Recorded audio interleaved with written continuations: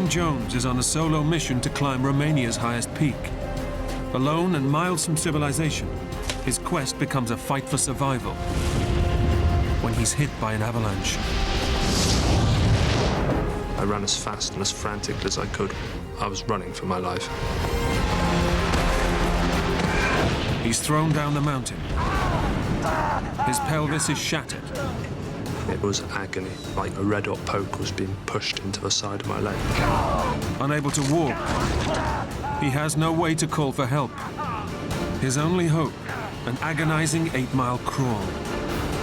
Across rivers and through a frozen wilderness.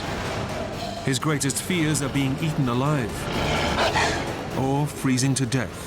One slip, I'd be dead.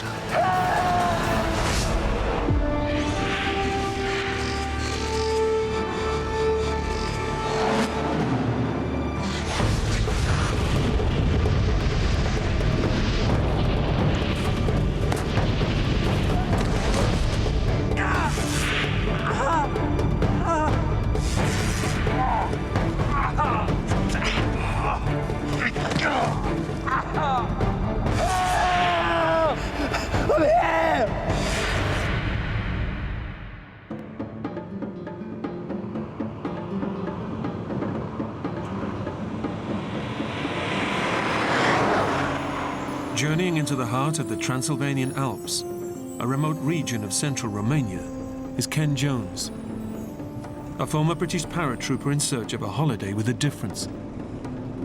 I think I'm quite a nomadic person. I tend to spend quite a lot of time on my own. I've always got an urge to travel or go off and do things. It just seems to be in my blood. I get restless and I need to go. Ken's military background has given him a taste for extreme adventure, and he's chosen to challenge himself in one of Europe's wildest landscapes. Romania ticked a lot of boxes for me. I just wanted to remove myself from the tourist trail. I wanted a challenge, somewhere I could make life a little bit tougher for myself. He's on a solo mission to climb Mount Moldoveanu, but it's not for the faint-hearted. At 8,300 feet, it's Romania's highest peak. And in the depths of winter, even reaching the mountain is a risky business. It was a crazy and dangerous journey.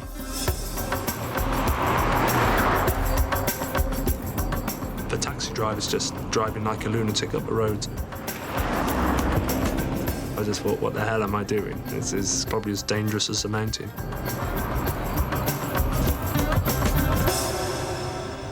In the summer, this wild landscape would be teeming with hikers. But in mid-January, the snow and sub-freezing temperatures mean few people are brave enough to venture alone into these unforgiving mountains. I became aware of just more or less having the whole mountain range to myself. It was a nice feeling, but it was kind of scary as well. You become aware of your own smallness.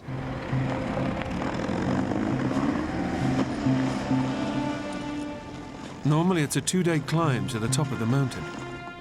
But super-fit ex-army man Ken has challenged himself to conquer it in a single day. Me and my brothers were always really competitive. We'd always race each other to the bus stop each morning, and on the way to school, everything was a race.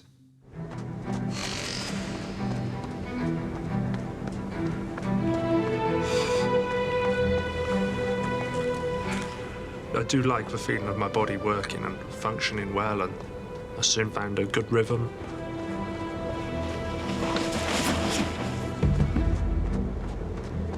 I'm a fanatical lover of freedom. And sometimes you've just got to put yourself out on your own just to enjoy a different kind of peace. Ken's made light work of the lower slopes. But hazardous terrain ahead threatens his ambitious bid for the summit. A clear channel through the trees offers the most direct route to the top. This man-made fire break prevents the spread of fires in the summer months, but in winter, it's a hotspot for deadly avalanches.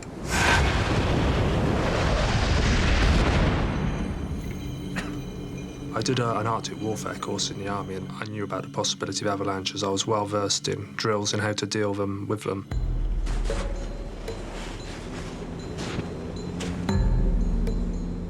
With his goal in sight, Ken ignores the risks and opts to fast-track it to the top.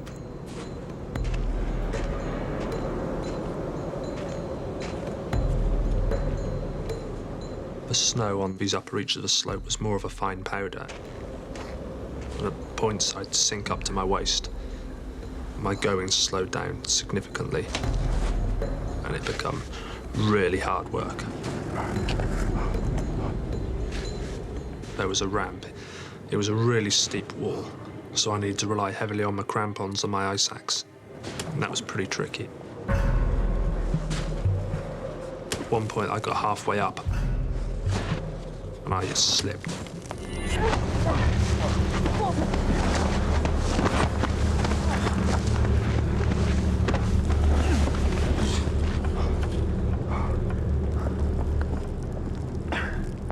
The fall serves as a warning. The mountain is treacherous, but Ken is determined to keep going. Ken retraces his steps and soon passes the point of his slip.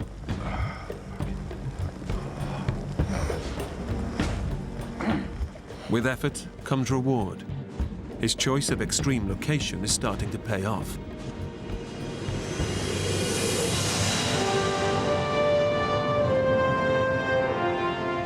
I really felt like I was in my own world up there. I was totally exposed and totally alone. This is as remote as I'd ever been. Very few people are privileged with having a whole mountain range to themselves. But the punishing conditions have put him behind his ambitious schedule. Few hours of daylight remain, and the clock is ticking on his bid for the top. I knew with the amount of snow on the mountain it would be pretty tough, but I felt really fit and strong. I trained hard, and so I felt good about getting to the top.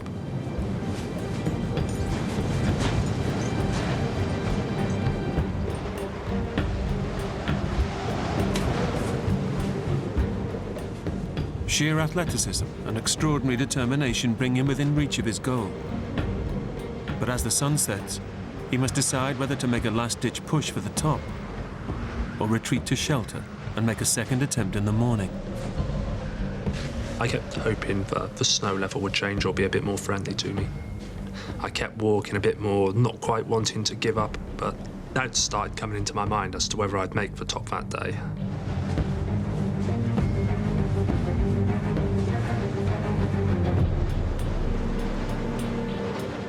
Summits are always important, but there comes a point when you've got to say, enough's enough, don't do anything silly.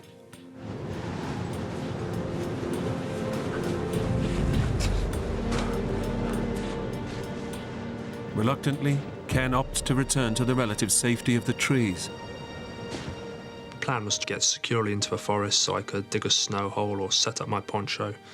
I didn't want to be exposed on the open slope, and, the trees offered some natural shelter. At night, the mountain will be even more treacherous. Ken needs to descend quickly and find level ground to camp. Again, the firebreak offers the most direct route. But following it is a dangerous strategy.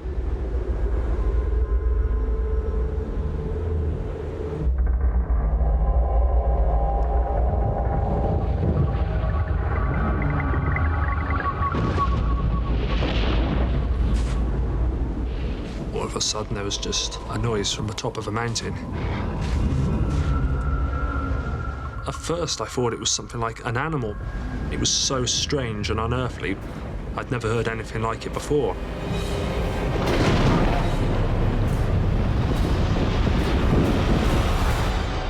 And then I realized that this is an avalanche. I was transfixed. I'd never seen an avalanche before. In a way, it was perverse. I just wanted to look at it. I should have turned and run, but it's just something so big and magnificent. But Ken has no time to lose. Each passing second brings him closer to death. I turned my back on it and ran as fast into the forest as I could possibly make it.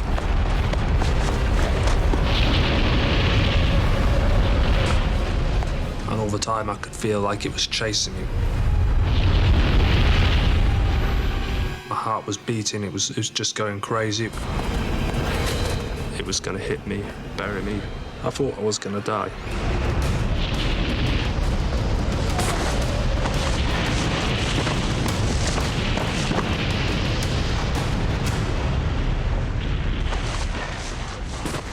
Ken dives to safety in the nick of time, and the avalanche is funneled down the fire break. It would have definitely killed me without a doubt. I was pretty shaken for a while. And then when I realised I was safe and I calmed down, then I just started to laugh.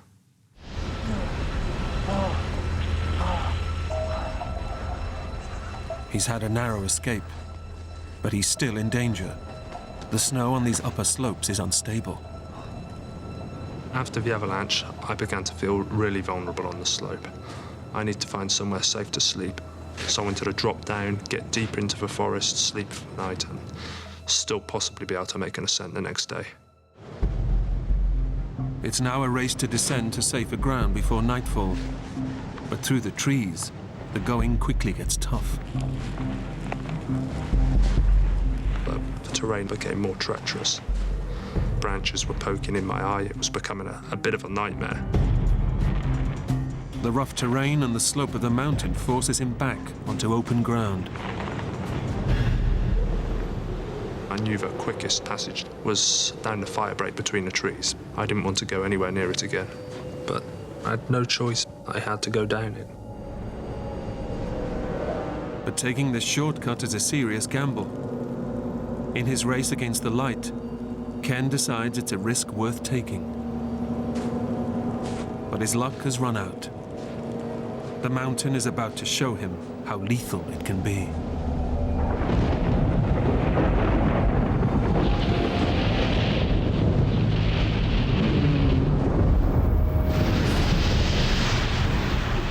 This time it's on him in an instant. It's run or die. I ran as fast and as frantically as I could. I was running for my life. And then the next thing I knew, it pulled me off my feet.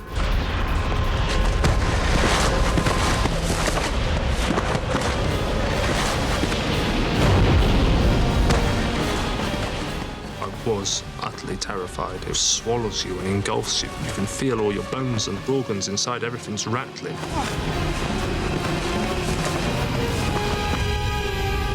All of a sudden, I was falling. And then I was thinking, this is really bad.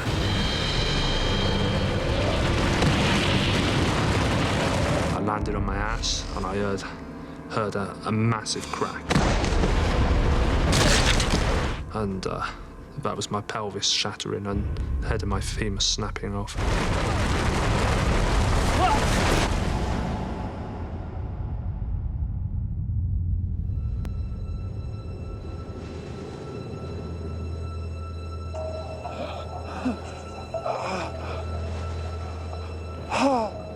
I must have lost consciousness. I lay there, not knowing what was happening or where I was. I couldn't really feel anything. It was dark.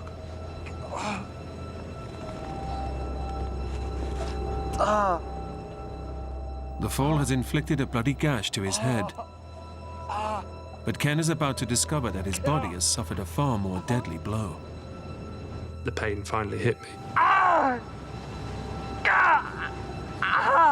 It was absolute agony. It was like a red-hot poke was just being pushed into the side of my leg.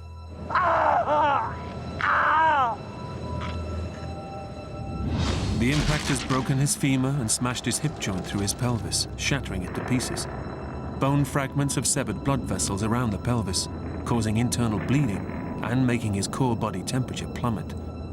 In this extreme environment, his injuries could prove fatal.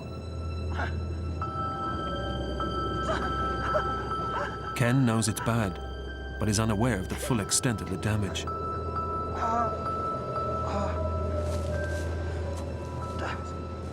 I sat up and started assessing my situation. As I put my hand to the side of my leg, my left hand felt wet and sticky, and I got a big open wound on a couple of inches on the side of my left hip. It was bleeding quite heavily. He needs to act quickly to prevent further loss of blood, which could harm his chances of survival. I managed to force myself to roll on my side. Pulled a first field dressing from my pocket. And that seemed to stem a flow of blood. And after I dressed it, I pulled my trousers back up and I decided not to look at it again. My natural instinct was to get up and walk. My leg was in pain, but I wasn't sure if it was broken.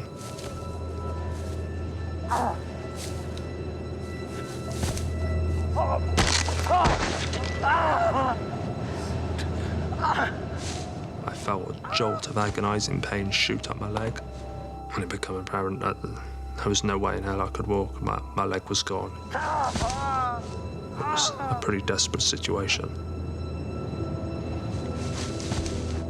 He's in urgent need of medical attention, but he's 8 miles from the nearest village and has no mobile or satellite phone.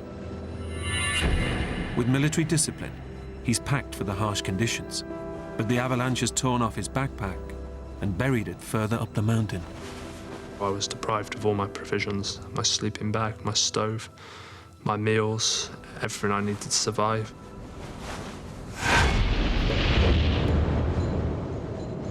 Nobody knows where Ken is or the danger he's in.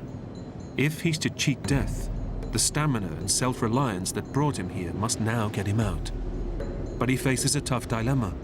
Go up in the vain hope of finding his life-saving kit, or conserve precious time and energy and descend in search of help. It was a real tough decision to know what to do. The implications of making the wrong decision were deadly. He then spots his torch, which has fallen from his backpack and miraculously turned itself on. This torch was now my best means of survival. If I could get the torch, and I'd possibly have a chance, even if it's a small one, of finding my other items of kit. I'd have a bit more food. I'd have a sleeping bag. It was small distance, but it was so painful and so difficult to cover the ground.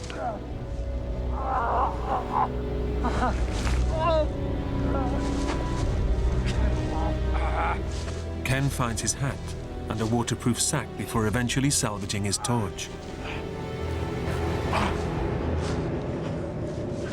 But hopes of recovering his backpack and sleeping bag are futile. His route is blocked by a vertical ledge. Under normal conditions, I could have negotiated it effortlessly. But like this, it was impossible.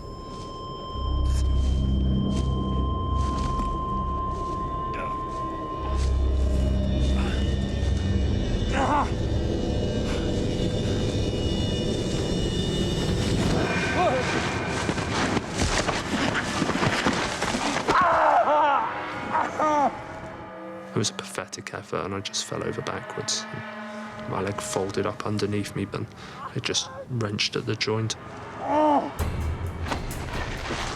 He has 2 options: to keep searching for his kit, or conserve time and energy and head back down the slope to find help. I decided I was going to go back down the mountain.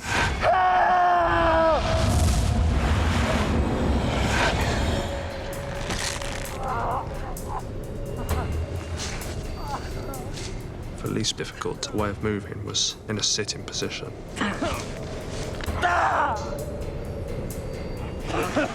Every time I moved, I could just feel bone grating and sliding inside of me. I'd be retching in agony.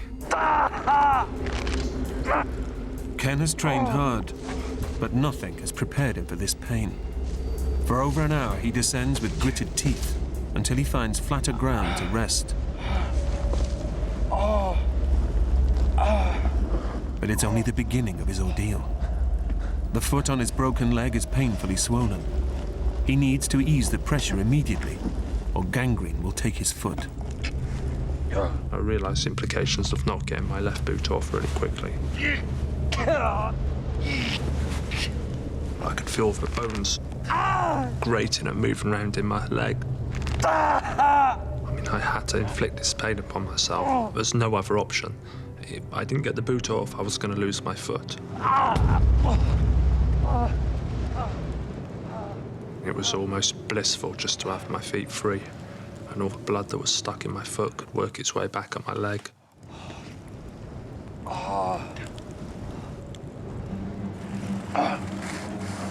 The relief is short-lived.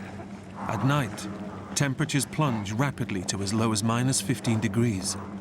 His only protection is a mountain jacket and a waterproof sack which he uses to shield his feet from the biting wind.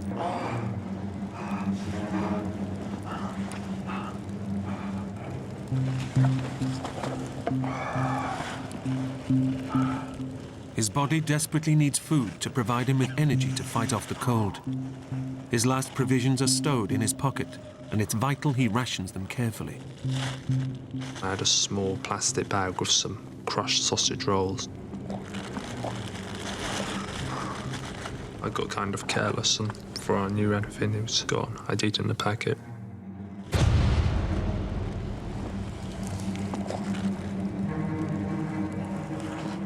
Ken faces a long night ahead. The idea of being alone in the middle of nowhere preys on his mind. The scenarios that are running through my head were, I don't know, what if I don't get through the night? If he falls asleep, his body will stop shivering. He'll develop hypothermia, and he'll die. I was shivering so heavily I knew that I'd fall into the last stages of hypothermia and I'd never wake up. I just thought, oh God, how am I going to get through this night? Just don't fall asleep or you'll never wake, you're going to die.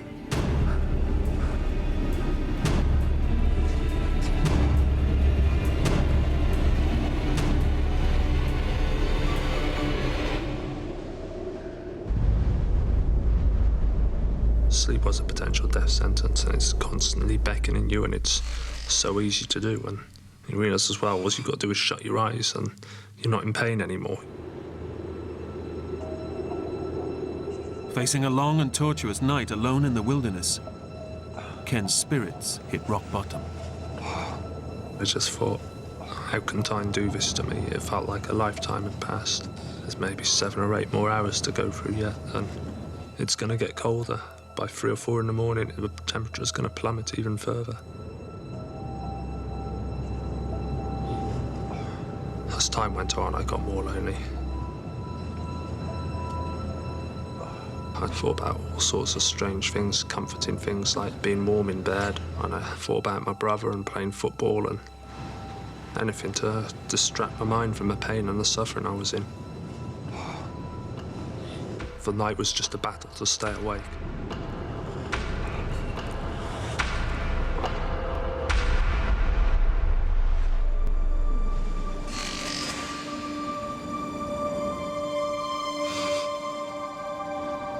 When daylight did arrive, it was overwhelming. It was such a relief. And the darkness can bring all this paranoia, and with the daylight I realised I could do something. In the early hours of a cold mid-January morning, the chances of anyone being in this inhospitable wilderness are remote.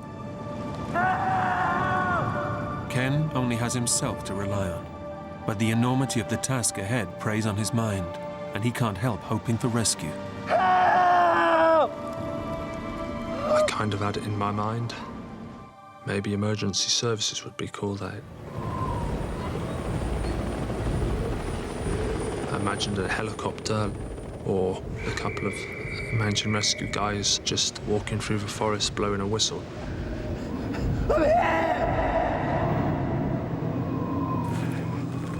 I imagined all these little scenarios, but the more I thought about them, I just dismissed them. I was pinning so much hopes on so many slight what-ifs. With his pelvis shattered Ken knows he's in big trouble. Nobody knows of his ordeal or is expecting him back anytime soon. With no mobile or satellite phone, his only hope is that his training in hostile environments can get him to the nearest village, 8 miles from the mountain. My army instructors always said, don't stand still, move and innovate or die. You've got to constantly be assessing your situations. As soon as you stop that thought process, it's all over. You can't think your way out of trouble. Your body's just a tool that will carry out the plan you formulate in your mind. You've got to do something.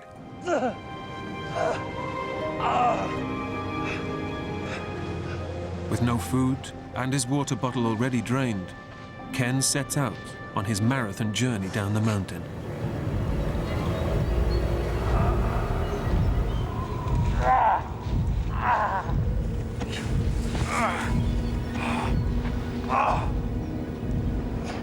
He endures hours of bone-crunching effort, but covers little ground, and the exertion gives him a raging thirst. He's surrounded by water, but it's frozen. Eating the snow just lowers his body's core temperature and causes further dehydration. I did eat snow. It would just melt into the smallest amount of water, so it wouldn't really quench my thirst. A river in the valley below will give him the water he desperately needs. But Ken also knows that it leads back to the track where the taxi dropped him off 24 hours ago. I figured it'd be the most likely place I could be rescued, so I just needed to get there and make as much ground as possible.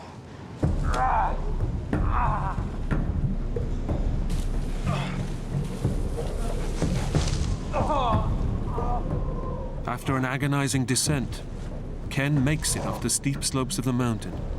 It's an incredible feat, but moving in the valley below poses an even tougher challenge. When I hit the valley floor, there was no more sitting down and sliding, no more assistance from gravity. It was all physical exertion from then on. Facing an enormous task to reach civilization, Ken sets small goals to measure his progress. I started trying to play these little games of beating the clock. I'd set myself times to get to targets. His progress is painfully slow. Each new target reached is a massive achievement, but also a harrowing reminder of the mammoth task ahead. Time is running out on his chances of survival, and he's still 7 miles from the nearest village. My desire to keep moving was just to reach water. I was so dehydrated, I'd exerted myself so heavily.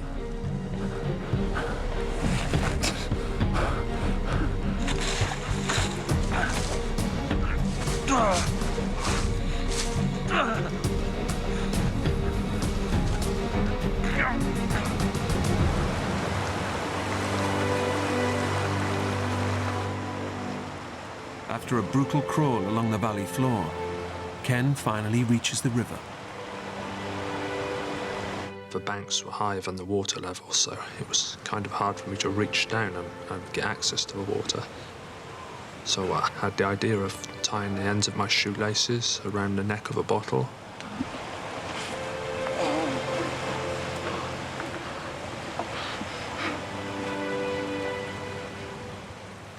The relief on my mouth was blissful. It was like petrol going into a car. I just felt my body reviving, being full of energy again. Re-energized, Ken wills himself on, in search of the road he hopes will lead him to help.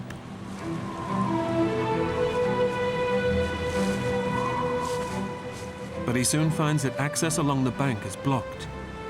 The river, which provided him life-sustaining water, has now become his greatest obstacle. He's left with no choice but to cross. I didn't want to accept I was going to have to cross the stream. I just sat down the bank looking at it. This is a mountain stream in the middle of January. It's as cold as it could get without completely freezing over. One slip, get my jacket wet. I'd give myself 20 minutes to live and I'd be dead. I was just delaying thinking about it, and I was getting scared and terrified and thinking, what if? So I just thought, just get in the stream and cross it. It's as simple as that.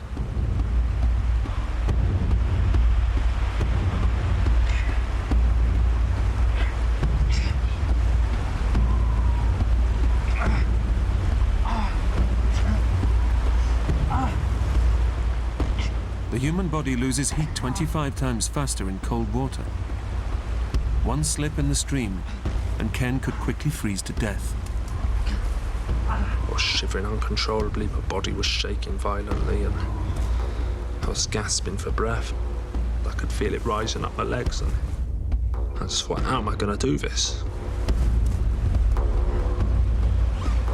just thought, tough it out, take your jacket off. I threw it across the stream. I just went, there you go, and now you've got to go and get it, or you'll be dead.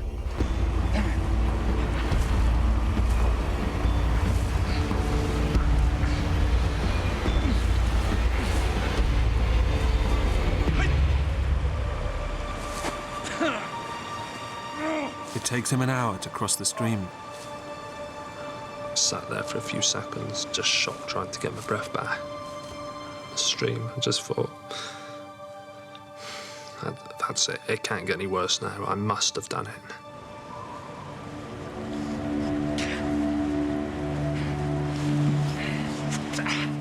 Sheer grit and determination drive him onwards. But after crawling all day, he's barely covered a mile.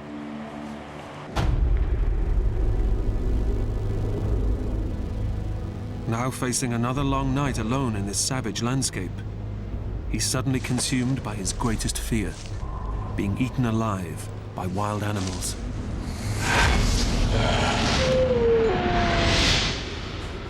Transylvania is full of bears and wolves, and as the day was drawing to a close, I began to panic. I was so out in the open, still far away from the trees. I was scared, and I'd try and crawl as fast as I possibly could.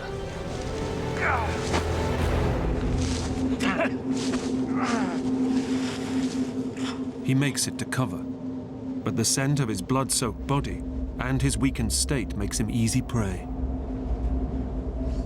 I was really hungry, cold, dehydrated. I think it affected me. I wasn't sure if I was hallucinating or hearing things. I really believed I was hearing packs of wolves surrounding me.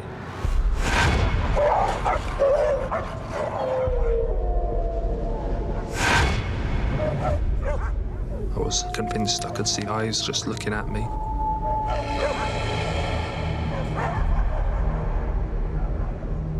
I'd just sit there panting, breathing heavily, really scared, just waiting for them to attack me. I just thought, this is going to be horrible. Just being eaten's horrible, but to be eaten alive is just something else.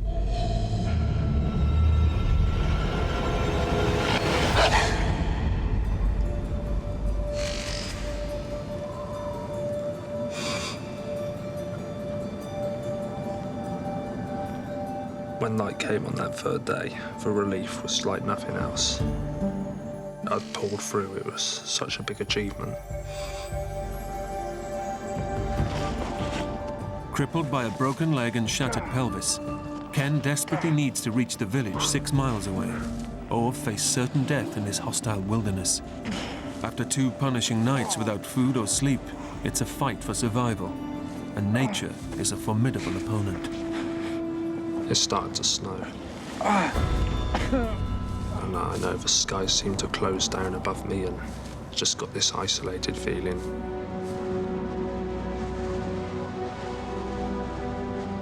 A storm was coming, and then within a few minutes the snow was powering down.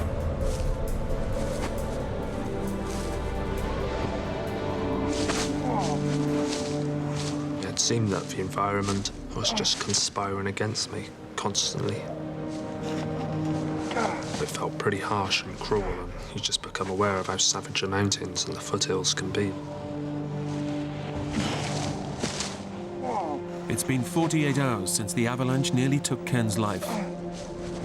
Fighting his way through the snowstorm takes every last ounce of energy. And the cold, hunger, and dehydration are driving him to despair.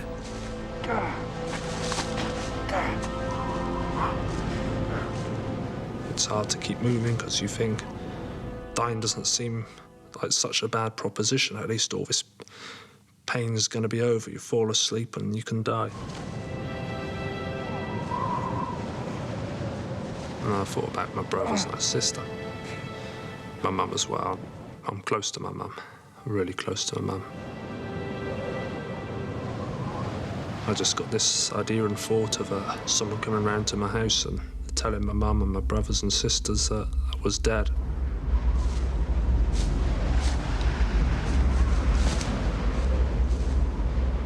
At this stage, I wasn't really sure why I was moving anymore.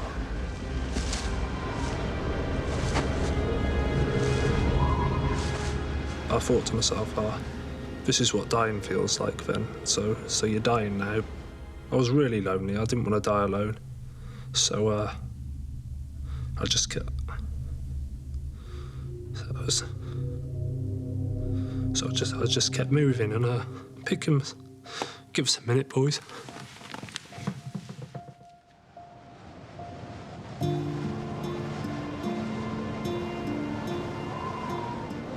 He's running on every last reserve just to stay alive, and now faces his third night alone in the wilderness.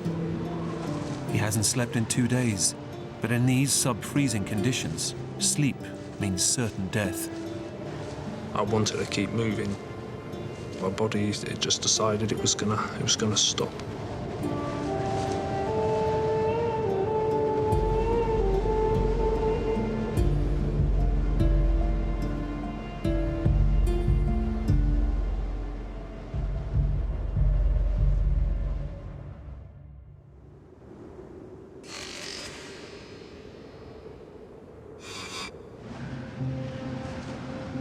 I woke up the next morning and I just thought, oh, you're not dying. You're still here.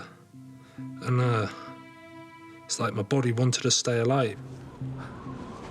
I'd come to a standstill the night before and heavy snowfall had landed on me and totally cocooned my body, and I think it must have kept me alive and kept me warm. And I decided to start crawling again.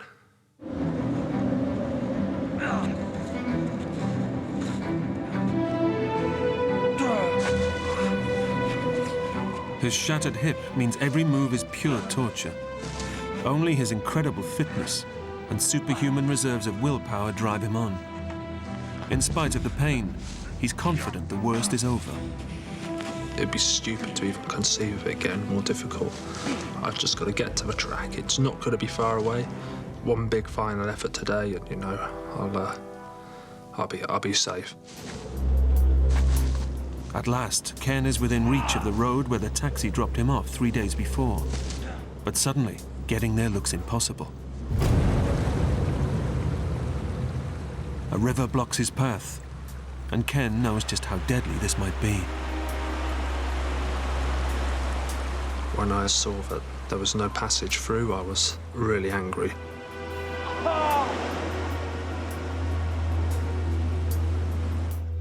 I just realised I was getting back in the stream again.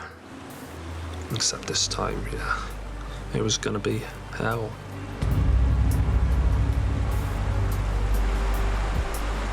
I remember when I was little, I used to go on the big diving board at the swimming pool, and I'd be so scared to jump. And here I was sat on the edge of a stream, and I was putting myself through that same suffering. So I thought, just get in the stream. The ice-cold water could kill him in minutes. He needs to cross it quickly, but the far bank is too steep for Ken to haul himself out. Supporting himself by leaning on the bank, he's got to track along the river until he finds a suitable place to cross. I was moving inches and inches, and it was painfully slow. It was freezing cold.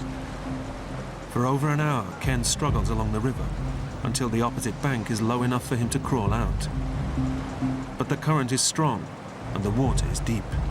He'll either make it or die.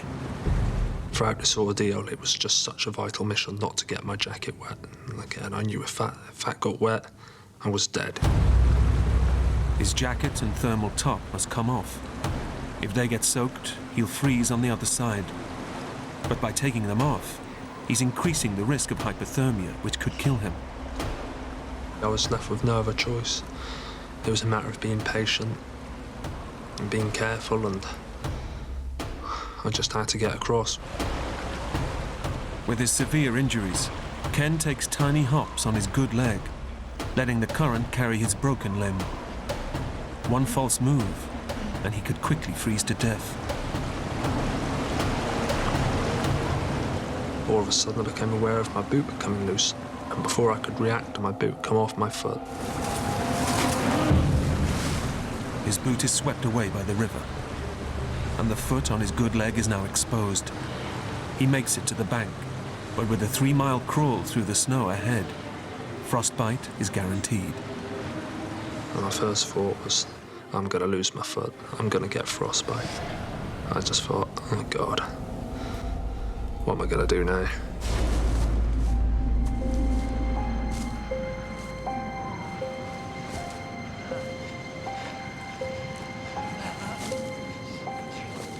When you get to a point where you don't actually care anymore, you don't really miss your family, or you're not really bothered about them, you don't even care for yourself that much. There's something inside you, a survival instinct, and it'll keep you moving. The body will do what it has to do to survive. It's just an incredibly reliant and efficient machine. It's kind of amazing to realise that about the body. Ken's never-say-die attitude finally pays off. He escapes the savage wilderness and reaches the road where the taxi left him 4 days earlier. It came as a massive relief to finally reach the track, but I still knew I got a long way to go. It's still 3 miles to the nearest village, and Ken's body is running on empty. He's fought through snow, hunger, and grueling pain. He's numbed by the cold, but he knows time is now running out. He needs to get help quick, or die. So I figured, why don't I try and stand and walk?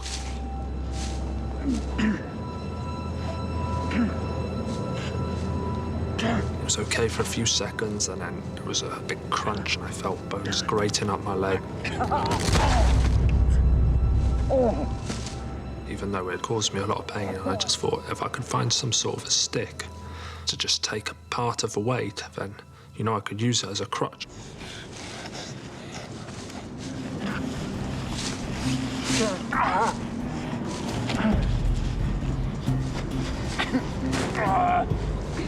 It was such a relief to be walking. It seemed like there was no more enemies or obstacles.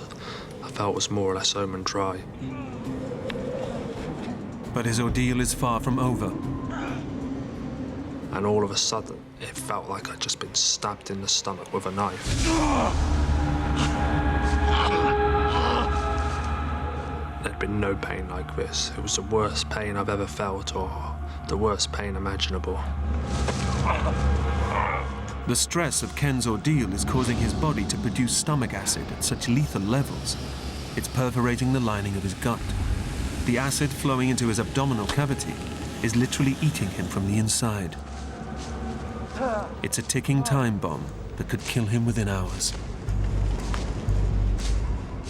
At this point, it was all about tonight. I had to make it back. There was no way I could make another night. While I was on this track, I wouldn't stop walking.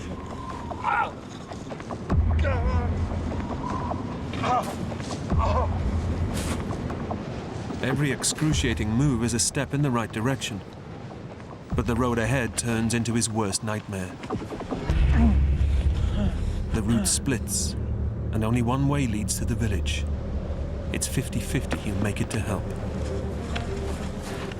The track looked less well trodden, but something told me there was a house up there.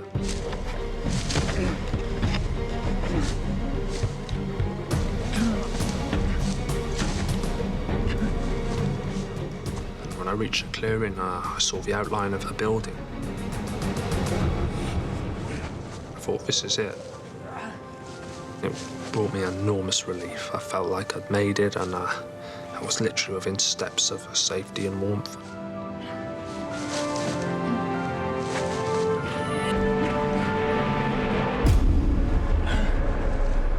But his gamble has failed. The building is just an empty barn. It was a crushing blow. I'd made this turn up the track, and it was a wrong decision, and I just thought, I hope this decision's not going to cost me my life. Once more, Ken draws on his inner strength to drive him from death's door. I didn't feel I was ready to die. I felt a bit of resentment towards the mountain. I wasn't going to let it beat me now, after all I'd been through. But his body is approaching total collapse, and he's wasted precious time taking the wrong route. He must now retrace every harrowing step back to the fork in the road. It's getting dark, and temperatures are starting to plummet. I reached a fork in the road again, and then I took my only other option, and I felt relieved again. I thought, well, there's only this way now.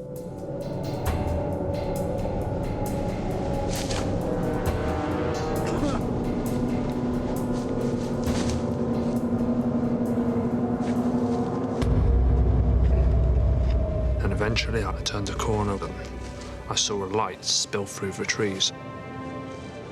And it brought a smile to my face.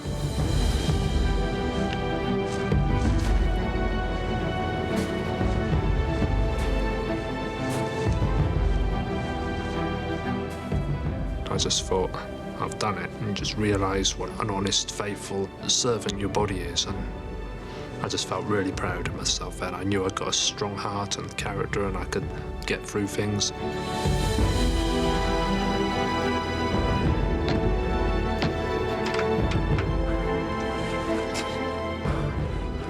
Fought for my life, and there was no sadness or bitterness towards the mountain or anything that happened. I'd made it back, and it was just so comforting to be with someone and realise that it all come to an end. I was safe. Pioneering surgery repaired his hip and leg, but Ken lost 4 toes to frostbite. 2.5 years after the accident, he was finally able to walk again. So few people get the opportunity to learn about themselves so intimately, and I feel privileged to have had to face such struggles to get where I am now, and I'd say that's a good thing. Ken is now fighting fit and is hoping to one day compete in the challenging Tour de France.